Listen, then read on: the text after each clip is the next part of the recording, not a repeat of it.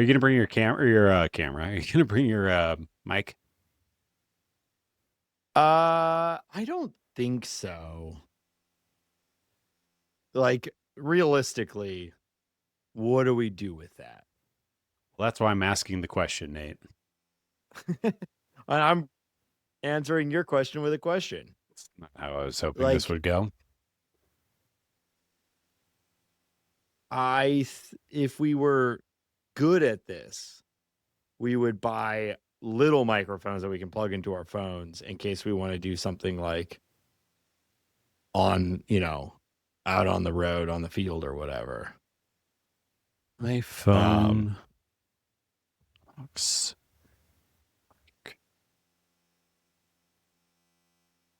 Oh, more than I wanted it to be. Oh. Okay. Yeah, seeds. I know. Oh, the kitties. Could you get that tomorrow, whatever you're looking at?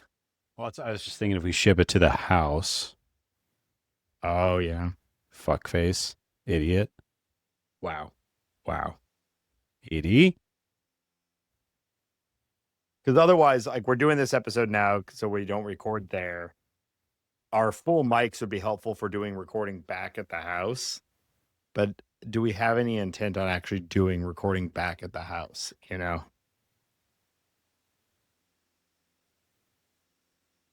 hear you. I am going to bring my laptop. I assume you are as well. So we could if we want to, we could do something with like our normal headphones too, just like AirPods or whatever. Yeah, this is unfortunately more expensive than I was hoping it would be. Oh, How much is it? This one's not bad. This $52 for two iPhone compatible mini mics.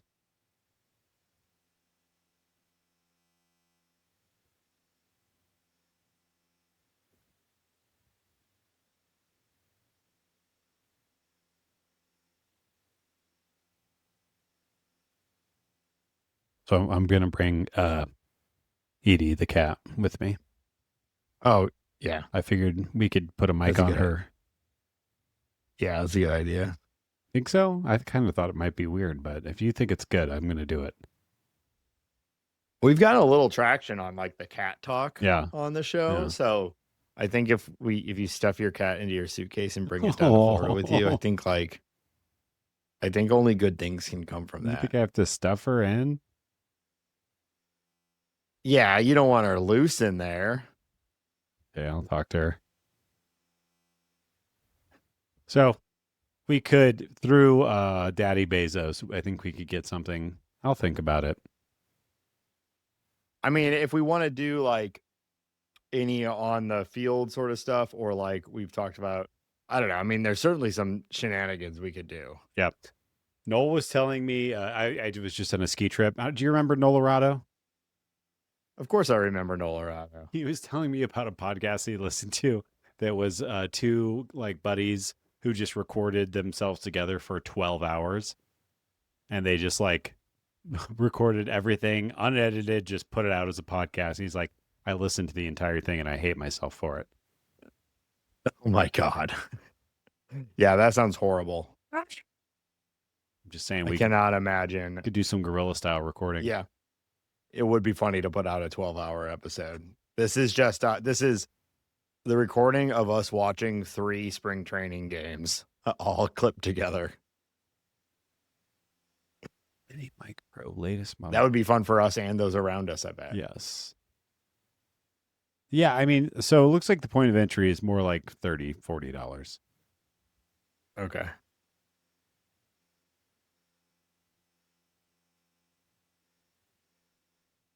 I think we want to do at least one TikTok of me or us eating something ridiculous at a ballpark. I think that's the only thing I've got really on the docket. Yeah. I haven't thought about anything like that. I will consider that as well. Yeah. Okay. Okay. That's everything I have pre-prepared. All right. Hold on. I got another good opening bit via text message, so I'll pull it up. You haven't written one in. I know my dream is coming true, Hambone.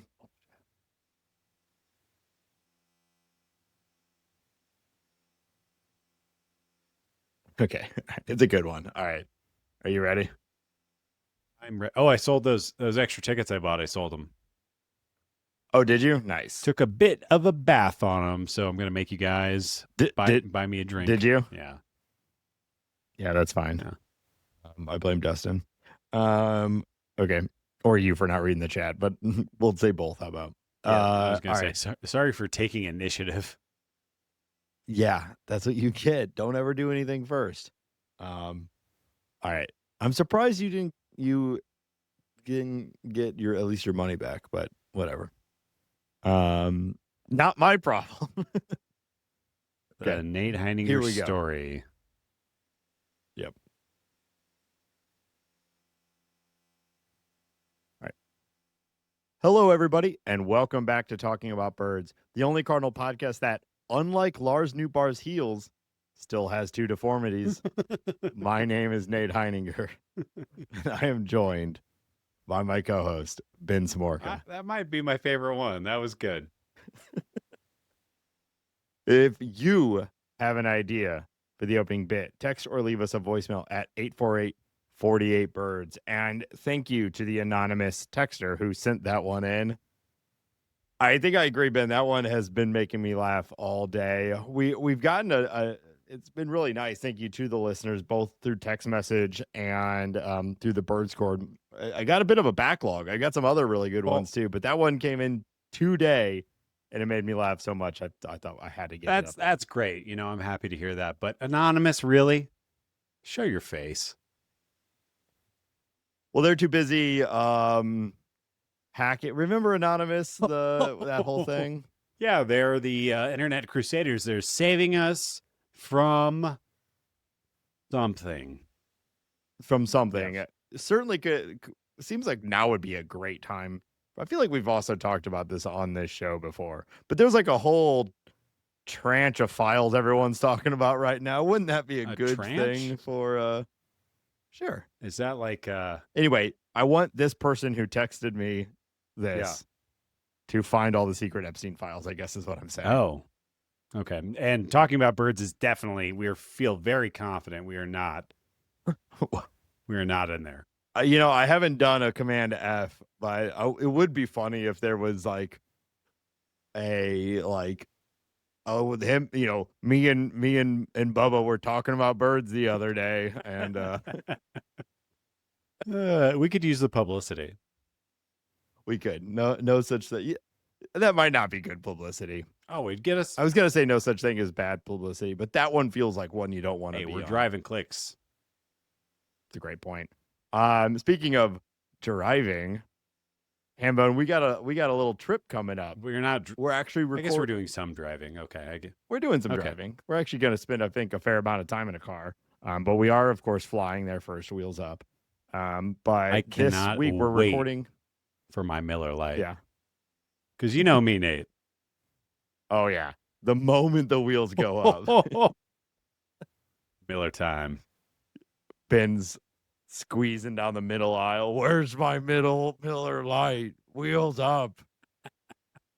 Wheels up. We've been talking about it for a while, but this weekend, we're flying out Wednesday. We are going to Cardinal spring training. Both of ours first time going. I have a name for it, Hambone, because we're going to Jupiter. I'm calling it the Get More Stupider tour. Wow.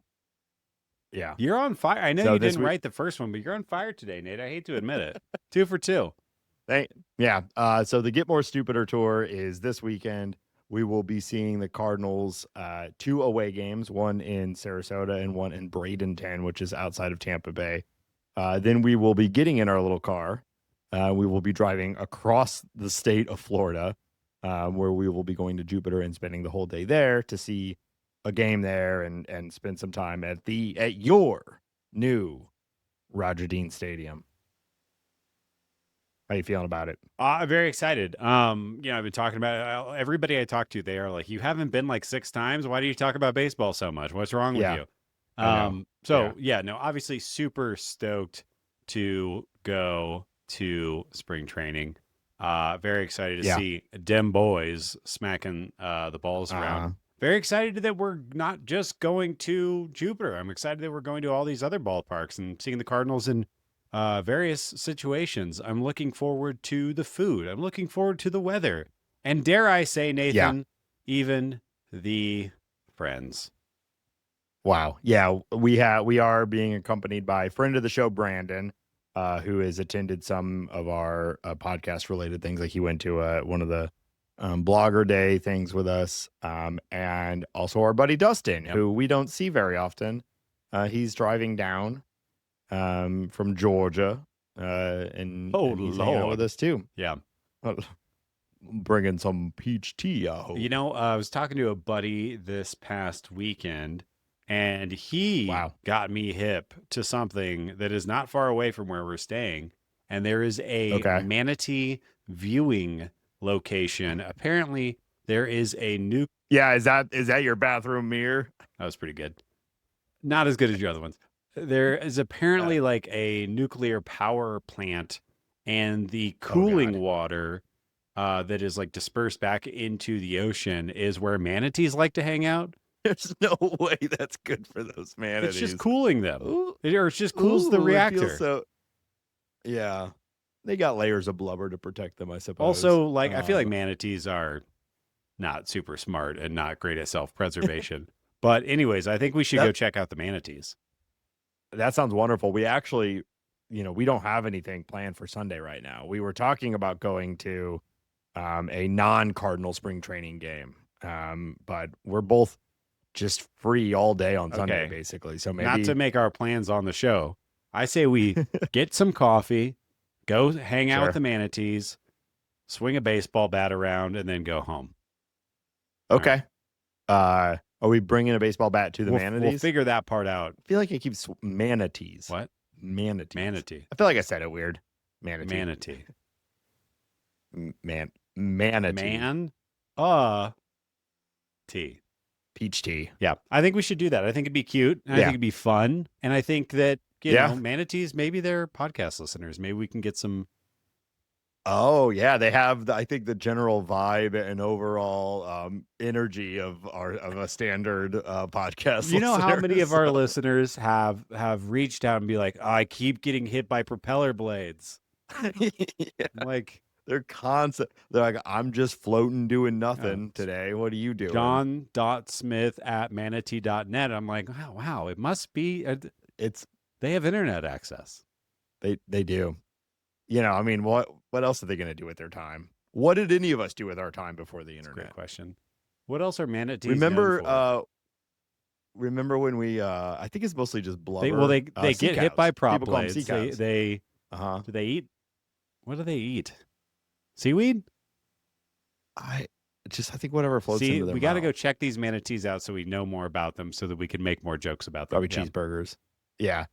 Do you remember when for multiple years we had free access to MLB TV because we had the video guy for the Braves free login? Oh God, I completely forgot about that. Rob.smith@braves.com. Yes.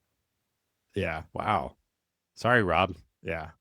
It was like 2013 and we had completely unfiltered access to MLB.TV, like total blackout, no blackout restrictions, nothing. Just it was like a corporate account, and it was rob.smith@braves.com, password Braves. Yep. Nailed it.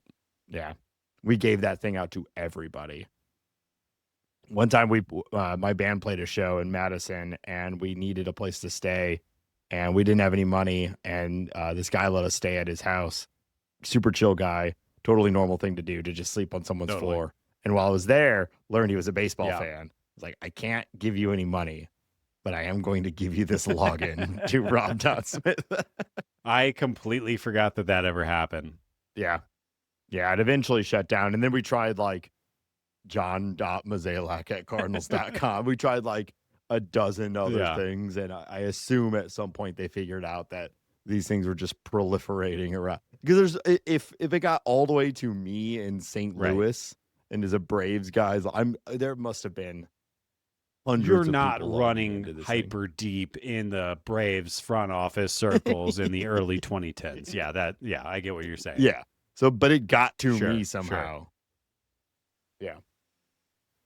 So, okay, we'll see some baseball. We'll see some manatees. We don't really know exactly what this is going to look like, but we are going to try to do like, I don't know, maybe some like short video stuff while we're there. None of us have really done that before, but it seems like the right thing to do. So we'll see. Keep an eye on like TikTok and Blue Sky, or join the Bird Squad. We'll certainly be Oh, yeah. we'll be posting in there a ton. But we'll try to put some stuff out. But at the very least, we'll recap our adventures, in next week's episode. Yep. I'll be here. I'm assuming we don't join up with those manatees. I mean, sounds pretty good. Nuclear waste. I want to get in that nuclear waste. No. To be clear, it is not nuclear waste. It is water that is warmed by the cooling of nuclear reactors. I still just feel like there's something that there's some manatees in there with like 3 heads. Well, wouldn't that be cool? Hey, Ben, join Facebook. But is each head saying one word and they're like kind of good? Yep. Okay. Yeah, you get it. All right.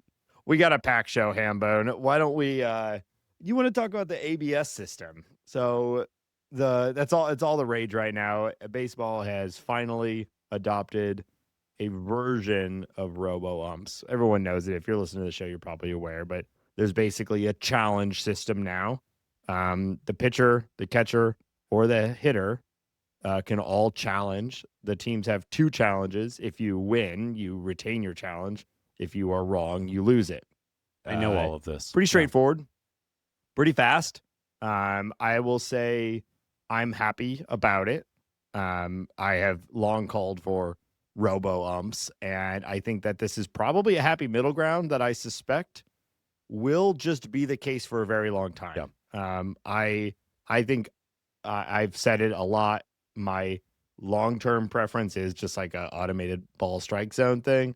But frankly, this is fine. Like, what you really are trying to do is avoid the like horrible game-changing bad calls, and those don't usually happen like many times in a game, so having a fail safe to avoid it, I think, is good. And I think it's kind of funny to watch them all try to figure it out right now. What's been your take on it? I think I've said this is where I think it should stop, and I think it will keep the game moving along at a clip that we are used to. I also think it adds in some fun gamesmanship about like who you're doing it, who's doing it, how they're doing it, when they're doing it. It's an extra little layer of strategy and gamesmanship that we get to think about and talk about and criticize Oli Marmol and the rest of the league, like how they're doing it. So I like that part of it. I like the fact that it gives us more to engage with. And I think the problem with going full robot umps is it's like completely removing a huge part of the game, or at least a part of the game that I think is fun to engage with, and that is the strike calling of balls and strike, or the strike calling of umpires is, I guess, what I mean to say. What's funny to me is that we got here even though the umpires union was so against it. If you remember, I think we covered this beat about this time last year, and the umpires apparently were afraid that about the prospect of getting showed up several times throughout a game. But I am happy that we found ourselves here. I think I saw there was a spring training game where a catcher challenged, it was 5 or 6 calls in a row. I was gonna bring that up, and was accurate.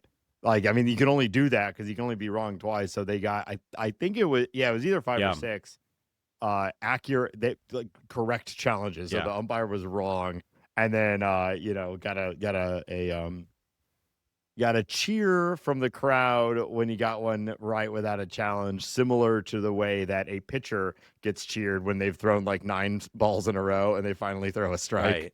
Right. And the crowd's like, yeah, nice one, it was very I funny. think that is why this system works, though, because if you continue to be right, you get to continue to You can keep challenge. going. So I think that's good. Yeah. I also think like, that's pretty dramatic. That probably won't happen many other times. Right. Maybe very, very few times is my expectation on that. I also like, of course, the catcher has a very, very good feeling of the strike zone, and especially, it's been described to them. It's going based off the rule book. I'm just kind of curious to see like we are going to know at some point during the 2026 season that holy cow, Ivan Herrera is the second best in the league of challenging calls, or so. We're going to have a whole new way to value catchers, and I just find the whole thing. I think it's a good little wrinkle. And like I said, like not to be stick in the mud, but I kind of wanted to not get too out of hand. I think this. I said it before, and I'm going to say it again. I suspect that this will be the system that is used for a long time. I think it is a happy middle ground between, I think, a lot of different opinions. And who doesn't like it? I mean, challenge systems for umpire and referee calls are like the norm in professional sports. So, I think it's fine. And I think it's obviously a considerable improvement over nothing. Yes. A few other things, like I do think it'll be interesting. Like you said, we'll start to see who's really good at it and who's really bad at it. Like I saw someone say the other day, Patrick Bailey, who's a really very good defensive catcher, has been very, very good at this right out of the gates. So I suspect it'll be one of those things where it's like the guys who were really good are also really good at this. You're also going to get a hot-headed batter doing it in a situation that's clearly a strike, but he's mad or whatever, and he goes to tap his head when he shouldn't. And that's going to be really exciting. Like who is going to be, and I'm going to assume it's a batter that will mess us up over a pitcher or a catcher, but who's going to be the batter that challenges the most, like middle breaking balls? There's like all this kind of little fun things that I think are going to come out of this that we'll get to discuss and analyze.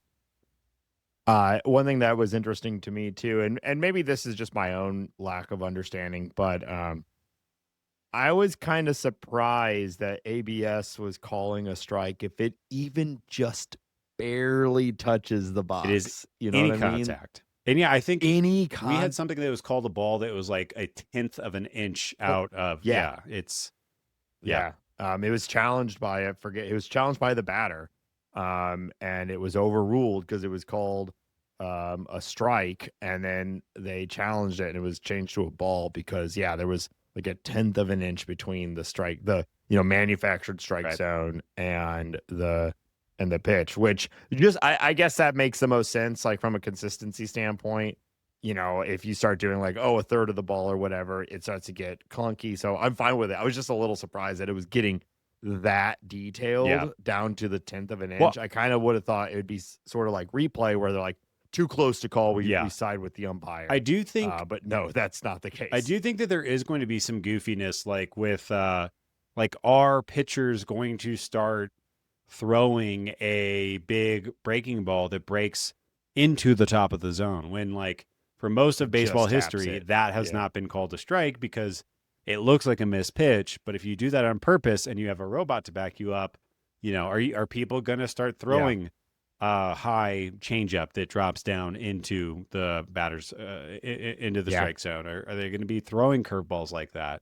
And the corners are going to matter even more too, because have you seen those like heat maps of what umpires call for strikes? It's just the way the human eye works. Very normal. It's almost always sort of like a tall oval. With the corners being less and less strikes, but they are technically in the strike zone. So we're going to see a lot more corner strikeouts. I just wonder if strikeouts in general are going to go up because it's a more defined zone. But that's all fine to me. It's all even playing field. That implies that like pitchers have the ability to hit those corners with which is also extremely difficult. Of course, but it does make a more defined Sure. target. Like you have a consistent target, and I've said that before with the system that I was advocating for, which is pure robo. It really would become a little bit of like a video game of is who can paint the corner exactly right, which I think would be interesting from just a pitching skills perspective. But again, I'm fine with this version of it. The only other thing I saw that I thought was kind of funny is that because of this, every single player had to be measured by MLB, like. Right. By actual MLB, rather than like team reports and whatnot. And there's all sorts of dudes who are being listed now as not as tall as they were listed before. Yeah. I think I saw Gavin Lux was listed as 6'2" on his player page, and he's now listed as 5'11". So he lost 3 inches. From ABS cut 3 inches Damn. off that guy. You know? Well, it's an advantage to be shorter in the ABS world. It is. Well, I mean, that is not new to baseball. The your own St. Louis Cardinals, maybe it was the Browns. I think it was the Cardinals. Are the team who brought in a small person. They gave him the number like 3/4 or whatever, and he drew a walk in every single one of his at bats because no one could hit that tiny strike zone. And then like the next day, it was banned from baseball. Classy bit that aged well. Yeah. I mean, it was a stunt. It was marketed like, I mean, there were human zoos until, well, there probably still are somewhere, but human zoos were going until like the 50s and stuff. If you were in a human zoo, what would be the thing that would be on your cage? What a good question. Smartest man alive, hunkiest man alive. Look upon ye works. No, I don't know. Like something stupid. The dumbest bitch in the whole world. The dumbest bitch in the whole. This guy walked into this cage. He didn't realize it was a cage. I'd pay a couple bucks to see to gawk at you. Yeah. Well, wait. Why don't they make the whole cage out of the black box? Yeah, I'd pay for that. You guys got any nachos? hey, you got. I'm just razzing the crowd. Hey, where'd you go to the concession stand? That's good. Slide some of that through that gap over there. Wow, I'm getting this for free. This is amazing.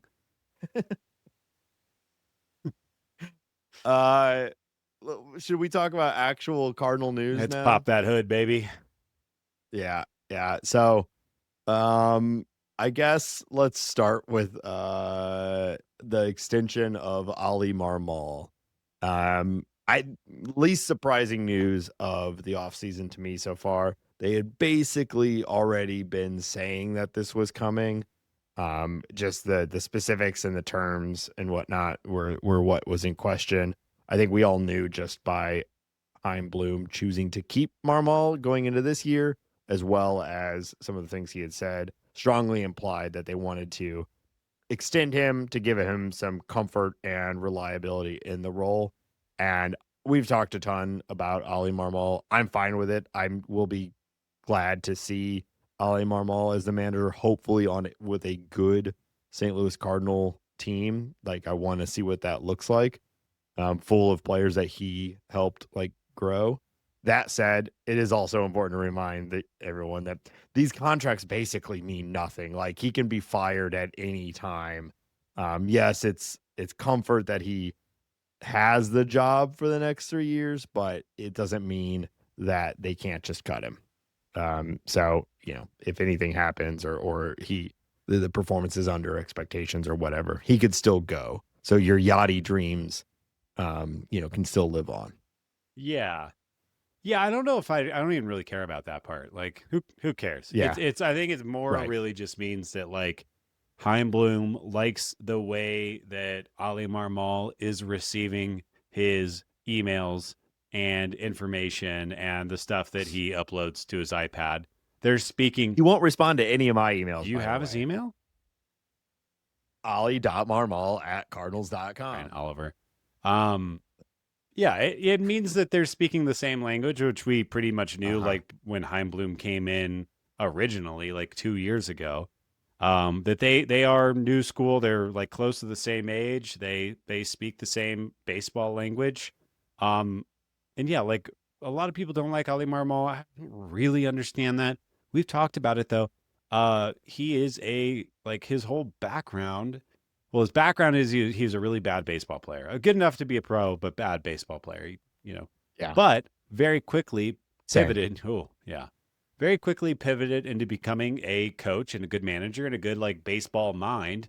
And I think that we should be happy about the fact that we have a very young, and also pedigreed, and as far as the development and training side of the house. He's kind of a wonderkins, and I think this is a good thing. And the fact that we have two kind of wonderkins at the top in the two top jobs is a good thing because we are a young team that has a lot of juice that needs to be squeezed out of these dudes. So Yeah. squeeze those oranges, baby. Grab them. Now we're talking Florida. You get it. Yeah. I bought some orange juice today. Three bottles of it because I got it at Costco. So How what about kind that? of an adult? Okay, that's cool. That's cool. Well, I have children, Okay. and that is the chief drinkers of orange juice in my Okay. house. But I take a little nip here or there. Do you? Dude, who doesn't like orange Yeah, juice? boy. Are you coming at me over you don't like orange No. juice? I'll take an orange You're a fool. or really, Sure, really of course. pulpy orange juice. I will never understand you. Orange juice is so good. But But anyway, yeah, Oli Marmol, it's very good. it's fine.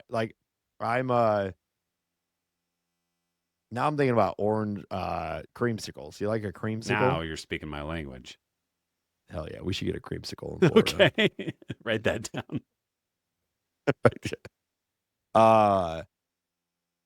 Yeah, I'm fine with it. Oli Marmol, I think he's good, or at least he's not done anything to make me think he's bad. I'm curious to see what he does in a true development year with expectations that are not take this mid team and win 90 games with it somehow. And then I think we can have a much better read on him and what he brings to the table. I think that is a fair point to make and worth just saying. We don't know what he looks like managing a team like this. We know kind of the psycho competitor that he can be, but what if he what's it going to be like?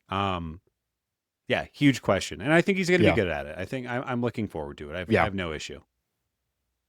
Yeah. Well, on the field, unfortunately, with spring training comes people actually playing baseball, and so that means people start getting hurt. It's one of the parts of early spring training is who's coming in healthy, who's coming in hurt, what's happening.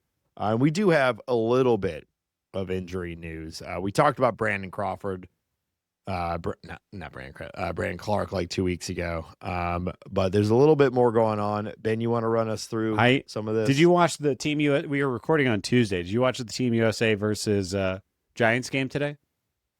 No, I was busy. Wow. Which was a bummer. I know. Brandon Crawford was in the booth hanging out with Buster Posey. Was he? He's bopping around there. Yeah. Tell you what, I think the Team USA team is pretty good this year. Yeah, I think they might be okay. All right, injuries. A guy who we have not talked about in a while. Let's talk about him. Hunter Dobbins.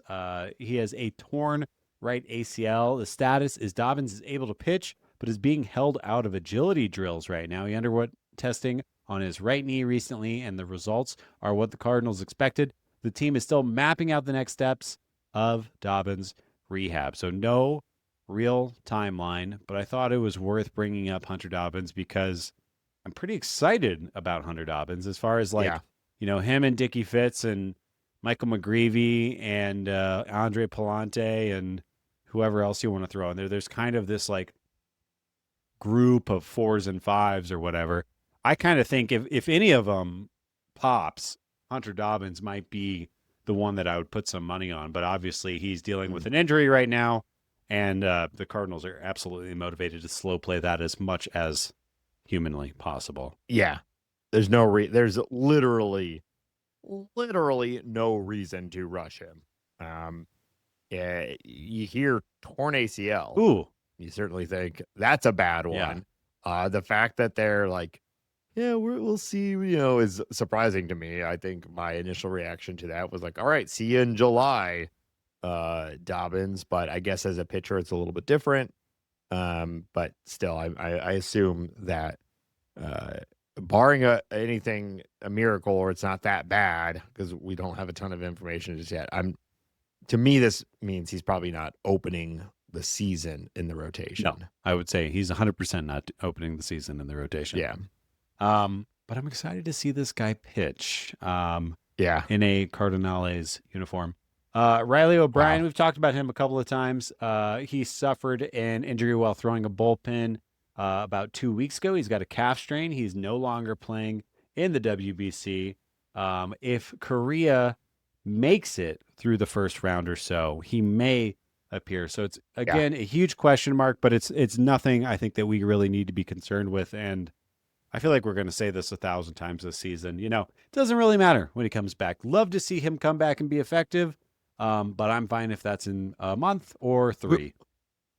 We're just manatees floating in radioactive water right now, aren't we? We're just Nate, because we have no concern sipping on. If those manatees are floating juice in radioactive water, I would say their timeline is truncated at best, right? We got no worries right now, though.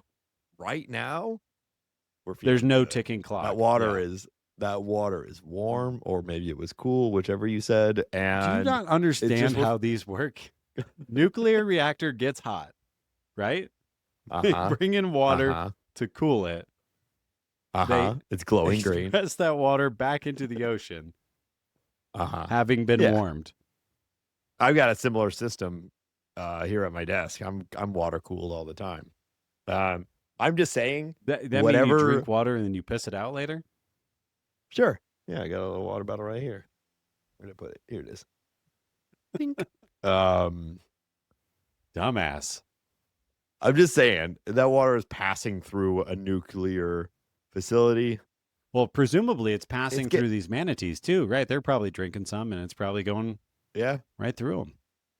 We got to get out. We got to move on from these manatees. But first of all, love that Riley O'Brien is maybe pitching for Team Korea. I just love a very Korean sounding name, is it? Yeah. Well, it's almost exactly the same as Lars Newbar, pitching for Team Japan. I love the World Baseball Classic for a lot of different reasons. And pretty far down the list is this like, you just get some really funny setups just based off of names. Wow. But I hope that he gets to pitch for it. It's usually very important to these guys, and it would be fun for Team Korea to progress. And like you said, we both, I think, see him as the closer, although Jojo Romero still being here makes it probably more of like a closer committee, as people refer to it, with Matt Swanson, I think, also in on that. But at the end of the day, it's whatever. Like, take your time. Do you think, like, how do I want to, like, is part of Oli Marmol's job to make players like Jojo Romero look as attractive as possible to potential suitors, like people around the trade deadline? Do you think that's even a conversation that's being had in between Bloom and Oli and the rest of the office? I think it likely, with Jojo Romero specifically, every potential, like, perceived value from him all is executed in the exact same way. Like, the Cardinals benefit by him pitching well, both on the field, and his trade value benefits by him pitching well on the field. Now, if you're arguing, like, if he goes into July with leading the team in saves versus holds or something like that. More because I don't think like other GMs care about that shit. I more mean like tailoring matchups and opportunities to be things that specifically make JoJo shine, as opposed to a tougher matchup, which he may or may not do as well in. I imagine that front offices are smart enough to recognize that now and look at body of work rather than, especially with a reliever who might only be at around 25 to 35 innings around the trade deadline. And if they look at it, they're like, oh, that's interesting. They only used him against lefties this year. And yeah, he has a 1.2 ERA, they're going to say, well, why did they only use him against lefties? That actually might hurt his value because that would make them perceive that he's not good against righties or whatever it might be, right? So I think like that's where I'm saying the Cardinals have no reason not to use him in high leverage situations. One, because he's one of the best relievers, and that's just how it works out. And two, his success there highlights his value and increases his trade opportunity. The flip side to that, the only counter argument you would say is that they may want to use him less to reduce exposure and reduce risk of injury. But I feel like that also has a negative connotation to it. I really think like, what is a buyer looking for at the trade deadline? They're looking for a reliever who's just like all in on the season, is doing everything, is getting out there when the team needs him, and is executing in front of every situation. And so I would imagine that's how they're going to use him. I think you're right. Wow. Thanks, Ben. All right. You brought up Lars Nootbaar's name. Unfortunately, there's no real news there right now. We still don't know if he's going to make it for opening day. The Cardinals seem optimistic. For a second there, we don't know if he's going to make it. What if his for opening day? Heglin's deformity? What is it called? Glenn's deformity. I mean, who knows? That could just keep running wild. Could be. Yeah, I mean, it spread to the calves. Go to the right knees. To his Hegland. Who knows? You don't want to touch the Hegland. I saw a trailer for Bride of Frankenstein the other day. How about that? Cool, dude. I saw a lot of shit. We're talking about monsters. We saw Wuthering Heights in That's theaters. Also very cool. Yeah, thank you. You can go on. That's all the injury updates I have right now. At least all the ones I want to talk about right now. Yeah. Okay.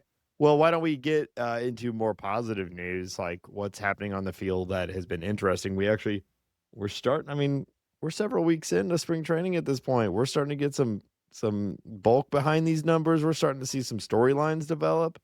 I think, well, you put it top of the headline here of the outline, and I think it's the most fun thing to talk about is that while it's not a super deep sample size, JJ Wetherholt is looking pretty good. He is looking locked in. He is looking ready to take over a major league job. He has a 207 WRC plus in, albeit only 16 plate appearances. What I thought was interesting, though, is that he is leading the Cardinals in the amount of balls taken currently. He has 36 balls taken. The person who is right below him is Alec Burleson at 26. And he has a ridiculous walk rate. Again, it's extremely small sample size. But I did think that number was significant, meaning that he is showing that very, very advanced plate attack plan approach. Yeah. Jeez, couldn't think of the word approach. Sure. At the plate already. And I think that is going to be the thing that allows him to excel very quickly at the major league in Major League Baseball is that he is kind of stodgy with the swings. When he does swing, he seems to be making pretty good contact. He had a home run already today, but he is not only was it a home run, the 442-foot bombs dead center. Mm-hmm. So kind of what you're hitting there too, like spring training, it's caveats galore. There's a lot of different things that can be going on at play here. The pitchers can be working on something. You'll see plate appearances where the pitcher's like, I'm going to throw 9 curveballs in a row. And, of course, 2 of them fail and they get bombed or whatever. So you don't really look at results too much. But what matters, I think, is the underlying metrics. Like you're talking about here with a batter, you're looking at plate approach. You're looking at consistency, their ability to see the zone, especially with ABS now, and then when they do hit it, are they hitting it with authority? And he's doing both of those things. So, the big question to me on JJ Wetherholt is not will he hit at the major league level. It's to what degree, to what power will he hit. And that's going to be, to me, the difference between JJ Wetherholt, the very, very good baseball player, and JJ Wetherholt, the like future centerpiece of the St. Louis Cardinals, is how much power he can provide. Yeah. And I think I'm feeling like JJ is, based on his minor league career and what we're seeing, he is the kind of hitter that has a plan. He's looking for a pitch. Yeah. He releases the A swing on a couple of those pitches when he's in a good count, a good situation, and he's feeling good about it. Other than that, he is kind of grinding, taking his walks, taking his singles. And it's very exciting. I mean, there's nothing there. He has just checked so many boxes, and he continues to do it the first 2 weeks of spring training. It is easy to get hyped. You can see why they were basically like, he's starting. We're making room for him. And also to be clear on my power expectations, he is not going to be a power hitter. I'm not expecting 30 plus home runs from him in a season. I mean, maybe there's like a Trey Turner outcome here, but that's like true peak, value. But JJ Wetherholt hitting 20 to 25 home runs on top of everything else he does is potentially like extremely valuable, because that will likely come with a high batting average, will come with really good defense, will come with some speed on the bases, things like that. So the difference for me is like, is JJ Wetherholt a 15 home run guy, or is he a 25 home run guy? And that's such a fundamental difference. Yeah. We are trending towards JJ, no doubt, starting second baseman for the St. Louis Cardinals on opening day. And I think we are already feeling that. Yeah. I think my guess is that it was penciled in, not pinned in. But if he keeps chugging along like this, it's going to look great. Yeah. That's another thing I want to say, because we've roasted other people in the sports media for like setting absurd expectations. If JJ Wetherholt hits 265 with 12 home runs and 18 stolen bases this year and plays really good second base, that's a really good year for a rookie. You know what I mean? So like, I'm not anticipating him coming out of the gates hitting 280, 20 bombs or anything like that. Of course I want that, and it'll be a lot of fun, but most guys, even the best players in baseball, take at least a year to really click.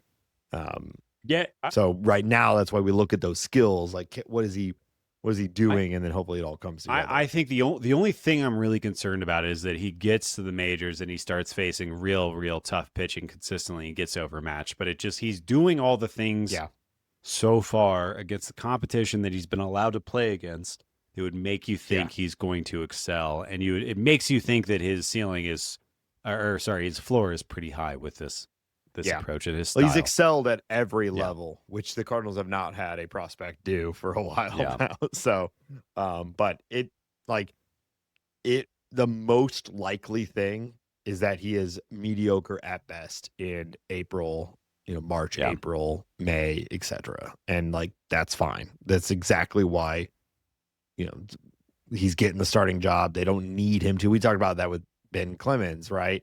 Like, the Cardinals don't need him to come in and immediately be successful. So he has the time and the space to do it. As far as other offensive performances that I've enjoyed, I think just seeing Josh Baez against stiffer competition has been interesting. I think it has made it clear. Yeah. Well, it's spring. It's fine. But maybe needs some more cooking. But my God, is that guy big and fun to watch. There was a game by Chase Davis that happened last week, and we talked about him with Kyle. And what I really noticed about his performance is that he swung aggressively on either the first or second pitch and 3 at-bats. And I think 2 of those 3 at-bats, he got a hit. And, I don't know if that's just Kyle being right or that game going the right way, but he is one of those players, when things are going right, he just looks like he moves, swings, acts like a Major League Baseball player. And I wonder if he is, he's played very, very few innings in spring training so far. Maybe he listens to the pod. Maybe he listens to the pod. That would be great. Maybe he's the guy who submitted Maybe it's Chase Davis who submitted the opening bid this week. Do you think a Cardinal, an actual playing Cardinal, will ever submit anything to this show? No, I don't. Well, no, we know Victor Scott listened one time. We know that Victor Scott acknowledged the existence of the podcast on the one time through his own efforts, whether that means he listened or I don't Shout know. out VS2. I know you're listening right now. What's up, dude? Yeah.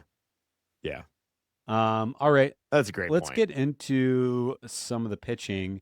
We'll start with the good thing that I saw over this past week first. Dick Fitz. Yeah. Well, he started a game earlier this week. He went a little over 2 innings, and his fastball was sitting a high 90s, like 97, 98. It was looking really good. The breaking stuff was looking okay. But sitting with that kind of heat and blowing the Mets lineup away like he was doing was very fun to watch. I know it's still early. I know it was a short outing, but that was more gasoline than I thought he was really capable of. That being said, not like I've watched a ton of, I'm not going to lie, like, Sure. I don't know everything about Dick Fitz, but I was pretty pleased with that. Yeah. I mean, I think it's important to remember, like, there was, while it was not an extended moment, like this guy had some hype around him. He came up real hot in 2024, I think it was. And there was some real heat around him, both in the prospect world and, at MLB level. And so, he has a little bit of a pedigree. Like we've certainly dumped him into the bucket of a likely 3 and 4, and I think that is still the most likely outcome for his profile. But when we look at of all the guys that are in that pool of 3s and 4s, and we say we hope one of these guys maybe becomes a number 2, I think he's one of the better candidates for it. He's still young. He's basically pitched nothing at the major league level yet. There's still a lot of room with this guy. And a 98, 99 mile per hour fastball is a pretty good place to start if you're looking to take that next step up. Yeah, I think, obviously that just helps everything else play up. And I'm curious to see, like, if he can maintain that as spring goes along and maybe even win himself a spot in the starting rotation and see if he can continue into the season. But yeah, I mean, it's I think even, he will, by the way. I think he's in the rotation. I'd be very surprised, like, especially if Dobbins is out. Right. I'd be very surprised if Fitz isn't in. Well, let's talk about another one of his competitors for a rotation spot, and that is Kyle Leahy, who has had 2 starts in spring to this point. Of course, they're both only one's 2 innings, one is 2 2.2 inning. The first start, which happened at the end of last month, went okay. He went 2 innings. He faced 7 batters, allowed 1 hit, which was a homer, struck out 3 guys, no walks or anything like that. Went pretty well. And then earlier, this was a couple of days ago, he faced Pittsburgh, and he went 2 2/3, faced 14 batters, gave up 4 earned runs, a homer, 3 walks, 1 strikeout. So far, obviously a very mixed bag. That homer he gave up to Connor Griffin, who is about to we've shit on the Pirates a fair amount, and rightfully so. But Connor Griffin's about to lay waste to MLB either this year or later this year or next year. That guy's good. I think they have to call him up this year, right? I think so. I mean, they signed Ozuna. They're going all in. They're downplaying it, which is the right thing to do with like a 19-year-old or 20-year-old or whatever. But what he's doing this spring and what he did last year, I'd be very surprised if he doesn't break camp with the team. Yeah, he seems like he might be all right. But I don't really care about that right now. Kyle Leahy, sure, 50-50 so far in these starts. I Yeah. do wonder with, competition, it's still early, but the competition is heating up. McGreevy has had a good start. Andre Palante has actually had a couple of good starts so far. Matthew Liberatore looking good. And even Bryson Mouts is getting more action than I expected him to get this early. I wonder how long the chain on Leahy being a starter is actually going to last. Are they just going to let him start games until the end of spring? Does it take one more until he gets knocked out? How tight are they going to be with the leash is what I'm getting at. Yeah, it wouldn't surprise me if he doesn't make the rotation, if he becomes like the long man in the bullpen. We've seen him in that role before. And you kind of keep him ready, stretched out if another opportunity comes up or if he's crushing it as that long man role. I suspect that we will have plenty of games where we could use a guy to go out there and pitch 3 or 4 Yeah. innings, so I don't think there'll be a shortage of work for him. But yeah, not great, but the Leahy experiment, I'm a supporter of. So it'll be interesting to see how the next couple weeks play out in that regard. I guess I am. I don't really feel strongly about it. I kind of was Yeah. Leahy was kind of being successful with smoke and mirrors at the first half of last season. Yeah. Kind of turned it from an under the hood standpoint, kind of turned his season around. But I at no point felt like I was screaming at the front office, this guy has to start. There are points where I felt that about other Cardinals relievers, Ryan Helsley, Jordan Hicks. Maybe we talked about that, but Leahy does not. I'm not getting what they're putting down. I don't fully understand the drive or the. I don't know if it's just him asking for it, or if they're seeing something more than what I'm seeing. But I don't feel strongly about this. Yeah, I think it's a number. It's probably a combo of all those things, and also just need. We got enough relievers. You can always have more relievers. So if he projects it, big guy throws well. We know we need rotation arms. And it's kind of popular right now to take guys who've seen some success in the bullpen, middle relief, and stretch them out. You're seeing it all over the league.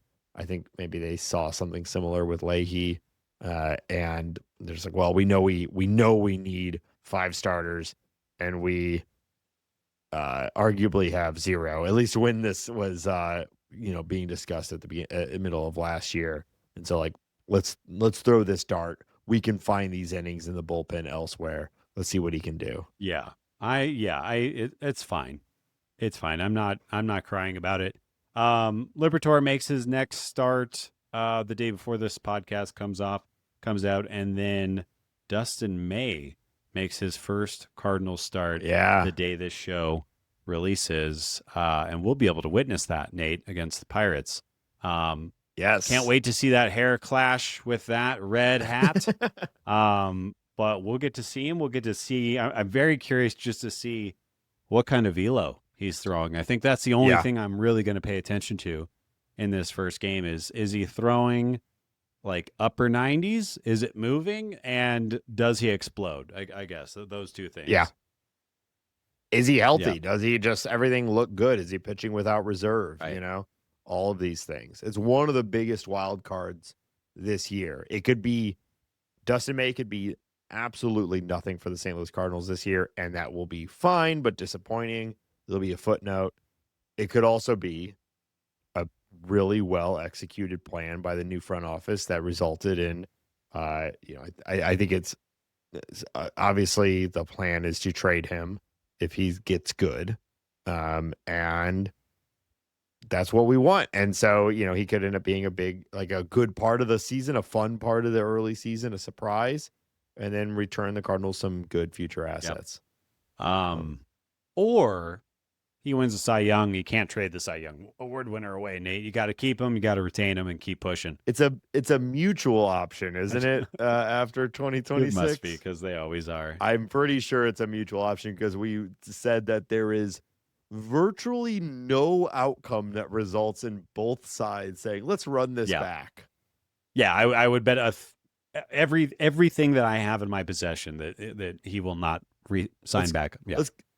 And make sure you do that betting on DraftKings or Bet365. We bet all the time. We bet on everything. We're never not betting. Pretty good. Bet Any hard. other spring training Bet your blood. performances? It's just good to have baseball going. Yeah. I mean, I know it was a active off season, but I heard there's just something comforting about scrolling through box scores. Yes. I know it's boring to many, but to me, I just love let's just look at a box score for a little while. You reminded me of an old tweet. Wow. Bet your blood or whatever. I remember it was a tweet that it was there are blood banks. Where the blood casinos. That's what I'm talking about. You and I used to talk about having a car that ran on blood. Still think that's a good idea. Yeah, that definitely. Let's get a car that runs on blood and is also AI powered. All right, final piece of Cardinals news before we move on. The St. Louis Cardinals have introduced a Coca-Cola unlimited ticket package starting at $29. It includes all you can eat concessions, Nathan, as much soda, hot dogs, french fries, ice cream cups, popcorn, among other snacks one can eat all the way until the 8th inning. If this doesn't get you out to the ballpark, I don't know what's going to. I'm about to make them regret this. All right. What are you going hard on into with that? Where is your $30 of value? Because obviously those are all relatively cheap items, but where are you going if you get unlimited? Okay, so I'm definitely starting with a hot dog or two, right? I'm washing that down with a soda, I'm for sure getting some fries with that. And that's sort of like my meal. You know what I mean? 2 hot dogs, soda, some fries. Yeah, that's like what I'm, but I'm probably spacing those hot dogs out. You know what I mean? But what I will tell you that I'm eating for the entire game is that popcorn. Yeah. I'm just never You're not always having the popcorn. Okay. Yeah.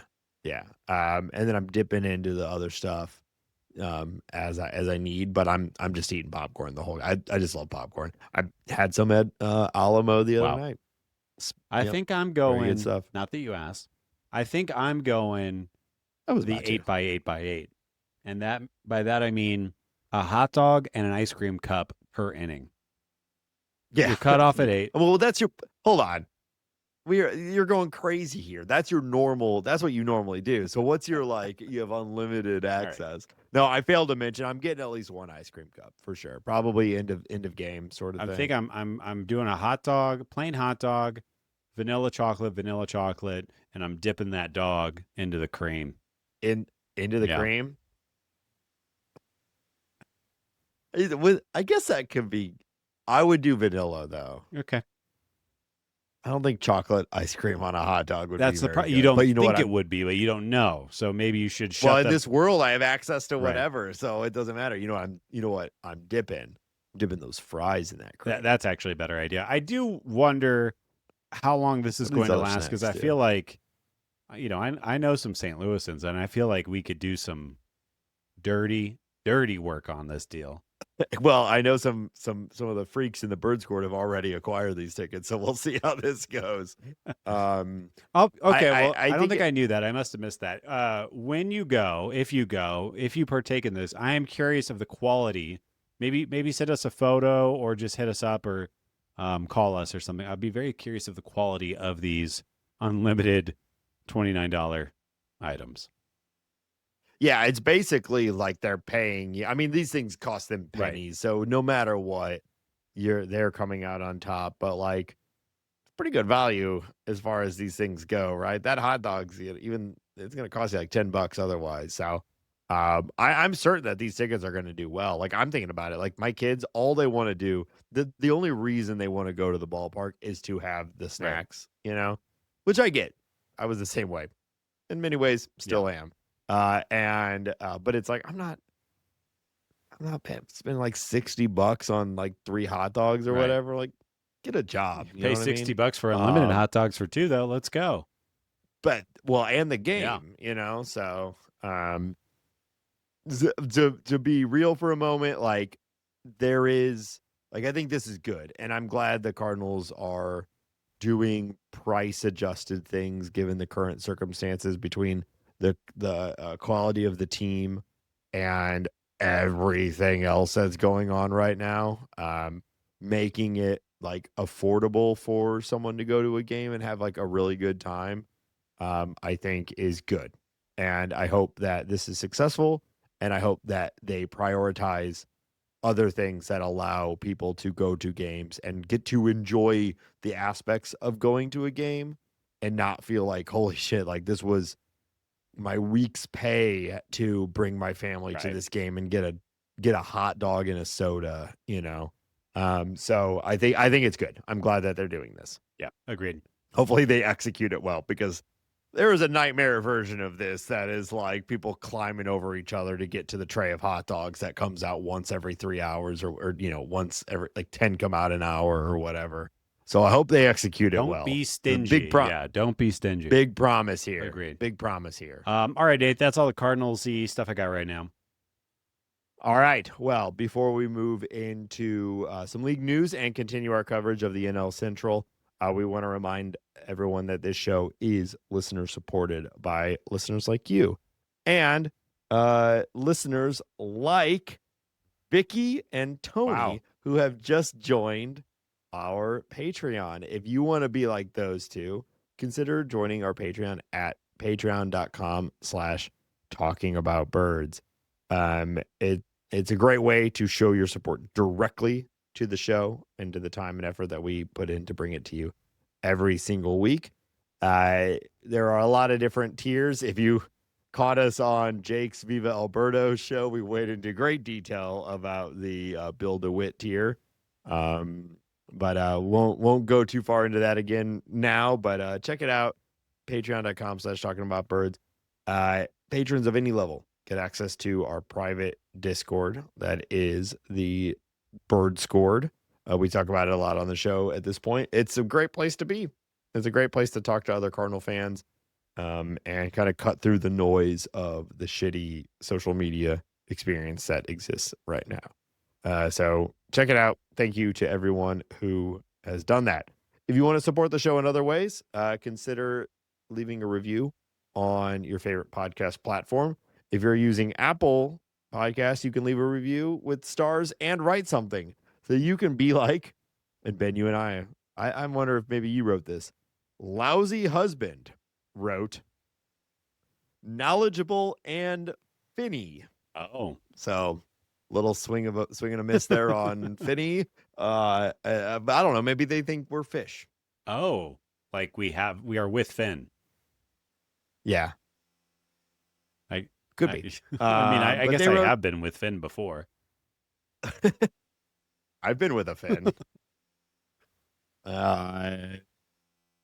Lousy Husband wrote some very nice things, including that that baseball should be fun, and it's silly to think this much about baseball.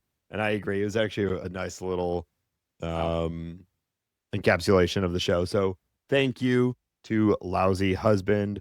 And anyone who takes the moment to write a positive review for the show. We truly appreciate it, and it does help the show. Otherwise, tell your friends, tell your family. It's baseball season, baby. I'm sure you're talking about baseball, so why not give a quick plug to the show? Ben, where else can people find us online? Yeah, we are on Blue Sky. We're on Instagram. We have a TikTok. Come look at our TikTok. You can watch this show on YouTube if you prefer to do that. You can find all the podcast information, including shirts, at talkingaboutbirds.com. Of course, you can email us at talkaboutbirds@gmail.com.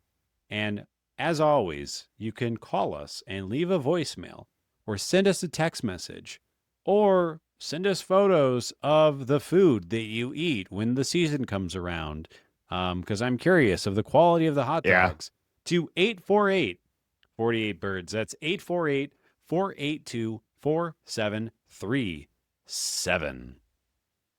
Yeah, I think so. So far, Ben and I I think we'll see how this plays out because I don't know what these minor league stadiums are going to have available. But at least at one of them, I'm going to try to find some. Maybe we'll do a little research before we get there. But like, I'm going to try to find something ridiculous and eat it, and we'll put some pics on the bird scored and the TikTok or whatever. We're going I was mukbang gonna style. say, you think people are gonna like that? No, Okay. but I All might. right. Yeah. Okay. Fair enough. I don't know. There's some Sick It's gonna be our best video ever. Me trying to eat some degenerates out there. shitty Yeah. thing. Yeah. I go on a full side career now being one of those I guys. think you would be good at that. Oh, I love the cream. Why do you have to talk like that when you do it? Because I've eaten so That much. it's changed your voice. It's changed my entire being. Right. I don't like this episode. It's Stab After Dark. Oh, it baby. is. It's too late. Put me to bed. Yeah. Yeah. All right, Hambone. We are continuing our coverage of the NL Central. Will you give us a little teaser or a little like elevator pitch on what we're doing in this segment? Yeah, we are going through the teams in the NL Central by in order of their projected standings by Zips and Fangraphs. Last week we chatted about the Reds with our buddy Kyle. This week we're going to talk about the Brewers, and then in the coming weeks we'll talk about the Pirates, and then finally the Cubbies, and then we're going to be at opening day. Isn't that amazing, Nathan, that we are only a couple of team chats away from being at opening day? And I guess to kind of kick off this conversation about the Brewers, I think we talked about this with Kyle a little bit last week, but I think it is kind of funny, and maybe even Dan Zimborski when we had him on. But Zips and projection systems, and I think these Brewers are a hard nut to crack. They were obviously the best team record-wise in baseball last year, and their team is kind of weird. I mean, they're starless, right? I would say you could argue, I guess, that Jackson Chourio is a budding star. However, he's not there yet. And then they're made up with the likes of guys like Sal Frelick and Bryce Terang, and William Contreras is who do you think on? Well, let's just pause this, I guess. If you had to pick one player on the Brewers that is most likely to win an MVP award over the next 3 seasons, who would you pick? Over the next 3 seasons, it's Jackson Chourio, if you ask me, and I don't think it's super close. I think William Contreras makes it closer than you are thinking, but maybe. But he's a catcher and he's 28, and they'd have to move him off. I don't know. I think he's very, very, very good, and he's a big part of why they have been so good over the last few years. So I really don't want to discount him, but I just don't see him. I think the odds of Jackson Chourio taking that next step up and competing for an MVP are far more likely than William Contreras putting it all together and winning an MVP as a catcher. You just got to have a lot of things with typically a limited. That is how highly I think of William Contreras. Yeah, he's very good. I mean, he's been called like the Yachty, current yacht, and so while you could argue that there's a reason he gets big time comparisons to major catchers of the past. So I like him a lot. Just when you talk about winning an MVP, which takes a certain set of things. And I think it's more likely Chourio. It's a funny team. Their offense was boosted by the acquisition of and turning around the career of Andrew Vaughn, which I'll never not be annoyed about.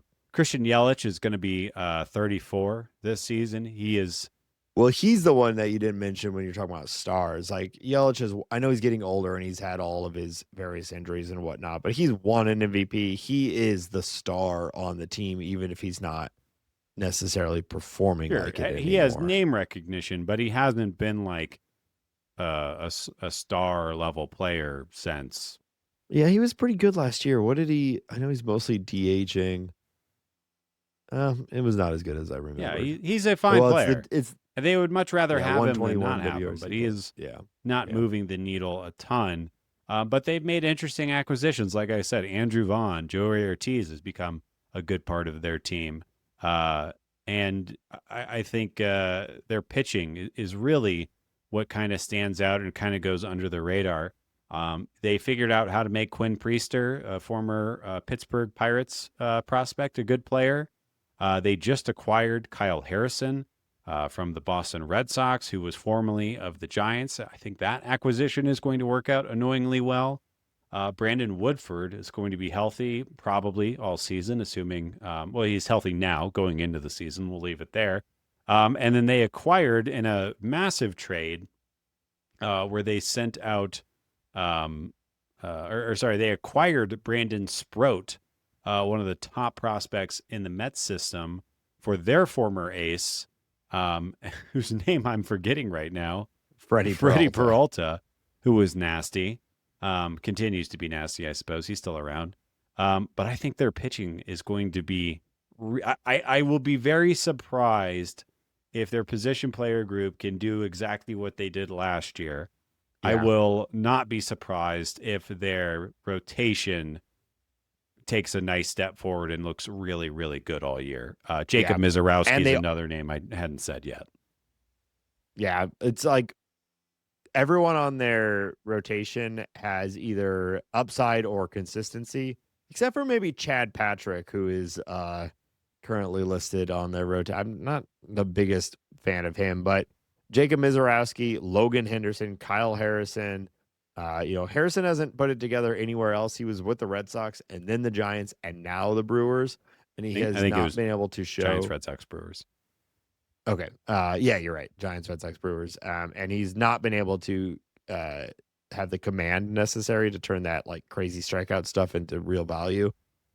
But we're all just like, well, the Brewers just turn everyone around now. They have the sort of devil magic that the Cardinals used to have. So I expect he's going to be good.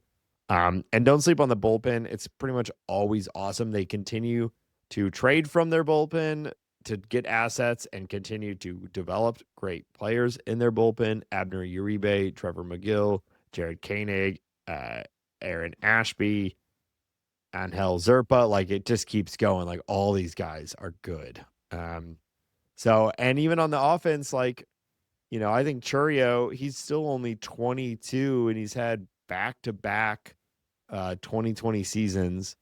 It's not crazy to start to see him get a little older and go into more power and start to maybe be 30-30. Bryce Terang keeps hitting the ball harder and harder. You already mentioned William Contreras. I think one of Sal Frelick and Garrett Mitchell is going to break out this year. So I just meant I think they're good. Yeah. And I think it was Dan Zaborski who said that Zips just never projects them correctly. And I think that's what's happening here because I think they're the front runner for the NL Central right now. I think that they're built like the Cardinals of old. Yeah. They have no holes. Like, and probably a few of these guys are going to end up in the 3 to 5 war. But everyone else is going to be like 2 to 4, and they're just going. It's the same way they're going to beat you by just every single game they're going to be in. I think that they have a above average defense, and they have a lot of good base runners. Like the entire team, it's other than Christian Yelich, who's not. I guess he's not a bad base runner. He's just not as fast as he used to be. They're all good base runners. They're good at taking the extra base. They're good at squeezing every little ounce out of their tiny little frames. They play good defense. Yeah, it's just they're a good little team, and they are frustrating. And as far as Churio goes, I think if he starts walking, obviously the talent is there. The kid has all the tools in the world. He is like shockingly powerful, fast, great arm, all that stuff. He just can't really take a walk. I think once he calms down his approach, he'll start to elevate. He's a free swinger. But he also makes a lot of contact too. If that just starts going where he just starts doinking more balls over the wall, then that should work too. But all that being said, he's younger than Mason Wynn by 2 years. Like he is so young. He's younger than JJ Wetherholt. But I agree with what you said though. I do think that they are the best team in the National League Central. And I expect them to only like, I think with Mizorowski and Sprout, they could jump up a level if those guys Well, develop well. that's to me,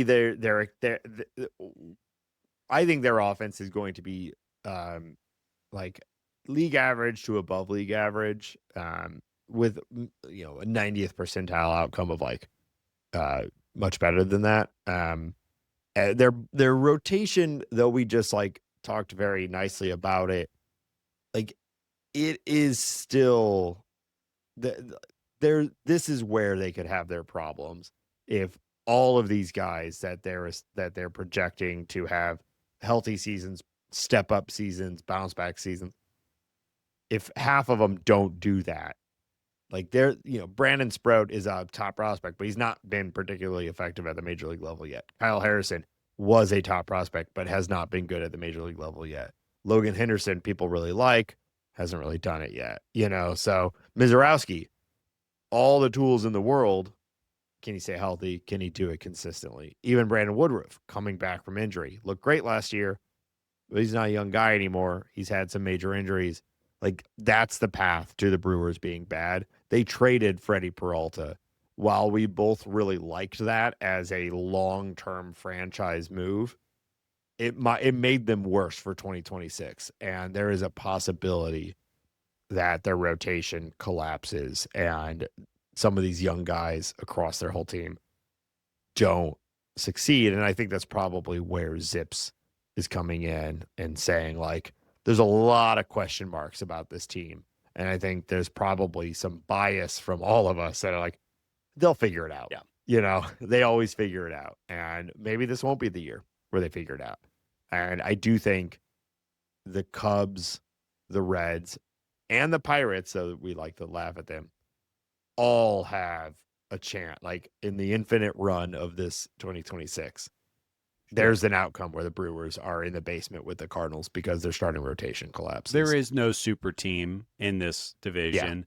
And you do have a load-bearing Andrew Vaughn, not to keep picking on him, but like he had a good couple of months, but he's as big as a question. Yeah, there's a lot of guys like that. I agree with what you're saying. Yeah. But unfortunately, I've been conditioned to believe, they're going to figure it out. They're going to be good. And they probably will be. So, all right. Well, we'll see. That's why they play the games, Hambo. So before we move on, we have been doing this. I think we started this last week, so I'm going to remain consistent. The Brewers were 97-65 last year. Zips has them projected at 81-81 this year. I think I already know the answer. We both think that they're going to do the over on that. Where do you think their wins are going to end at? Are they going to eclipse? Are they going to be around 97, higher, lower? No, I will split the difference between their previous year and the Zips projection, and I think they're going to be around 89 to 90 wins. And I think that's probably enough to win the NL Central. I was going to say 91-72. So we are right on the button there, or you and I are right on the button. But and I think that will win the Central. All right. That's all I got, Nate. All right. Hit us with a little bit of league news. Jurickson Profar, Nathan, yet again. Major League Baseball announced that the Braves outfielder has been suspended for 162 games after testing positive for exogenous testosterone, a performance-enhancing substance. The ban goes into effect on Friday and will cost him the entire 2026 season, including the playoffs. It's the second career PED suspension for Profar, who, if you remember, missed 80 games last year after testing positive for a word that I cannot pronounce. So the Players Association plans to file a grievance challenging the suspension. They generally do not announce the violations of the drug policy until after the appeal process plays out. So this is kind of a weird issue. It's also kind of, I just elbowed my cat off my chair. Wow. It seems hard to believe that this is true because it does seem so stupid. I feel like the way that it's being handled means that maybe there's more to this. But on balance and just reporting the information that we have right now, what in the damn hell are you thinking? not a good look, my guy. Yeah, because it was just last year he got Right. suspended. So it is curious to me that MLBPA is appealing. The players always appeal, and to sometimes comical, to a comical degree. But I could be wrong here, but I'm not. I'm at least not immediately recalling a situation like this where the MLBPA appealed. So I suspect there's more to come from this. Interesting, but I don't know. Easy for me to say, I know, but if I'm Jurickson Profar after last year, I'm probably just like not taking anything. Well, You made me a cheeseburger. I'm gonna have a guy test it real sit quick. around and You get know what I paid mean? at least. Maybe you might not be a good baseball player, but those contracts are guaranteed unless you do something like this.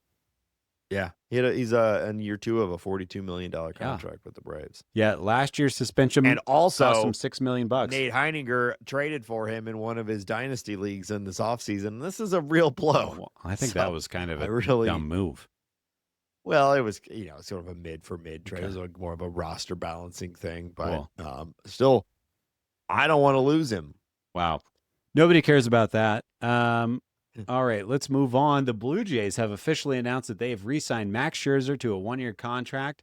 He is reportedly guaranteed $3 million and can earn up to $10 million in incentives. I think that this is good and newsworthy just because we have another old that's sticking around. We love it when an old sticks around. And honestly, some of the most fun parts of the playoffs last year was all the Max Scherzer stuff. So I think we all like Max Scherzer. I do like how it's like, and I think he's calmed down from where he was. But I do like how baseball treats him like, yeah, we have this guy on our team. He's cool, but when he pitches, he is insane. He scares me. Get away from him. Yeah. And like I feel like that guy's kind of doesn't really exist in baseball as much anymore. But we have Max Scherzer, who's going to be 42 in the middle of next year, who is still scaring people in his own clubhouse. Yeah. I think it's just everyone's weirded out by the heterochromia. I'm weirded out by it. I don't like it. It's different. Yeah. Pick a side. He's really sitting on that fence when it comes to eye color. All right. Another old, Nate. The Braves announced Tuesday that they've signed veteran left-hander Chris Sale to a 1-year, $27 million contract extension with a $30 million club option for 2028. Yeah. He is proof of what we've been talking about on this show is that, like, age for pitchers, it's like you're either healthy or you're not. Are you able to execute the thing that you've been doing or not? And he's healthy, and he's one of the best pitchers in baseball when he pitches. I suspect that they're entering into a phase with Chris Sale where they're just going to do 1-year contracts or some version of it until he's ready to retire or performance completely drops off the face of the planet. But last year he was amazing. Yeah. And so why not keep him around? It is amazing. And to your point, like Chris Sale, his final 3 years with the Red Sox, he pitched 42 2/3, 5 2/3, 102 2/3. Even though he was decently effective in that final season where he only made 20 starts, then wins a Cy Young his first season in Atlanta, is hurt, but still throws 125 innings of 2.58 ERA baseball and accrues almost 4 WAR. He's put up to almost 10 F WAR in those 2 seasons with Atlanta at the ages of 35 and 36. Yeah. And what's also crazy is that he is now legitimately a Hall of Famer, or is in Hall of Fame conversation. Which is just wild. Yeah, I agree with everything you said, though. Yeah, he's fun to watch pitch. Braves are in a weird spot, have been, the last couple of years. So I think it makes sense for them to keep him around. Pablo Lopez and Rangers top prospect Sebastian Walcott both undergo internal brace procedures this week, which is not Tommy John. It is basically, rather than doing like a hot swap on your ligament that Tommy John does, they are basically improving the existing one. They're like adding reinforcements to it. I find this very interesting because it seems to be like Shohei Ohtani. That was the time it really came on to my radar of him getting it done rather than a second Tommy John. You're having these two guys, one extremely young, one a very good pitcher currently, both opting for this rather than Tommy John. I wonder if this is the Yeah. beginning of out with Tommy John, I guess, unless it's absolutely necessary, or what's going on here. Obviously, I don't know enough about surgery and, Yeah. and ligament repair, but I do find it fascinating. The Yeah. the obvious benefit is that the recovery, it's less invasive and the recovery is a lot quicker. Yeah, I mean, I think it's important to remember Tommy John was like a revelation when it Right. happened, right? Like saved careers, before you were just done and now, you miss a lot of time, but you can come back. And so I don't know enough about the specifics and the differences of why someone would need Tommy John versus why an internal brace will be successful. But you're right. I think we may be seeing a next evolution of sports medicine, which is a field that has a ton of money and a ton of resources and a ton of value in. So of course, like it's not like, oh, we're not making new medical advancements. We're good. Like no, there's going to be continued to be new developments and new improvements. Maybe this is one of them, or maybe we're just both very ignorant and it's basically solving two different problems. Yeah, if But we I have don't know. anybody that I would love to hear or get an email, or sent an article, if anybody has more information on that, or if you know more than us, or come on the pod, explain it to us. But if you Yeah. know what the hell this is, or have more information than we do, which might be everyone listening, let me know. Yeah. All right, Nate, the WBC is starting very soon. March 6th, the USA team is going against Brazil with Logan Webb starting. March 7th, Great Britain with Tarek Skubal making his one start for Team USA. Have you read about that? Yeah. Yeah. Yeah. Yeah. And then March 9th, Mexico versus USA. Paul Skeens going for USA. Pretty good lineup. I think, you and I will be together through at least two of those three games. So we've been talking about how we try to prioritize those while also going to the games that we want to go to. So I don't know about the game on the 7th, if we'll be able to catch that one, but I think we should be able to watch the Friday Yeah. night game. I mean, I'm so excited about this. USA better absolutely destroy Brazil, right? They really should stomp to the finals or semifinals at least. Like there's some good other teams there. Dominican, Japan always does well. But Yeah. if Aaron Judge, Bobby Witt, Roman Anthony, Cal Raleigh, it's like Schwarber. Kyle Schwarber, if they can't beat Team Brazil, Yeah, it's going to be I agree. disappointing. I'm not feeling too great about rooting for America right now, but I'll tell you what, I'm going to be there screaming for America no matter what. I'm rooting for the think they boys, But for the yeah, boys. yeah, for the boys. Yeah, very excited for all of that, and we'll keep covering it as hopefully America, Yeah.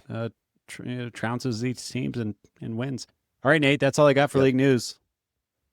All right, Hambone, we're going to wrap up with a quick game, a classic game. We played it on the Viva Alberto's podcast a little bit ago, though you, of course, took it down quite handedly, quite so quickly. Awesome. I bet that felt good. And I was actually disappointed. I was like, oh, I got a chant. And then I just went blank, which is what I always say on this show, is that I know you, like, it's so much harder being in the seat. And that's how I felt in it. But anyway, we're going to play Who Is This Guy? So the way this works, I have a player who has played at least one game at the major league level For the Cardinals. for the St. Louis Cardinals, and I have a list of clues about them. The clues start vague and get increasingly specific. Ben has to make a guess after every clue. We see how far we go before Ben gets it, or if he gets it. You normally get it. I got you on the last one. You could not get Scott Got Spiezio, Spezio, which we did. yes. That was a good Yeah. one. Yeah. So I never did. I just let's. totally whiff on it entirely. I never got it. Yeah, that is the one. I Wow. think that's the only one that you just never got. Yeah. Okay. This player was born on March 2nd. So happy birthday to them. 1998 in La Habana, Cuba. 1998. Wow. Okay. 98. Really? It's a young person. Younger than me, at least. To say it's not. Yeah. 1998. Right. Now I'm just trying to think of Cuban players who are about that much younger than me, have played for your St. Louis Cardinals. 1998. I think this guy is too old, but he might be right in there. I'm just going to go with Aledmis Diaz.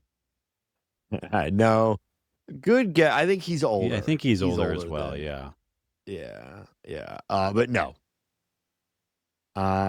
This player has played for St. Louis and Pittsburgh. St. Louis and Pittsburgh. So far.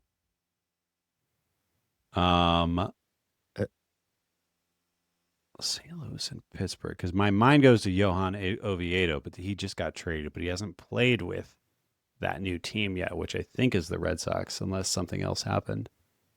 But maybe it's somebody else. Oviedo, he's in his.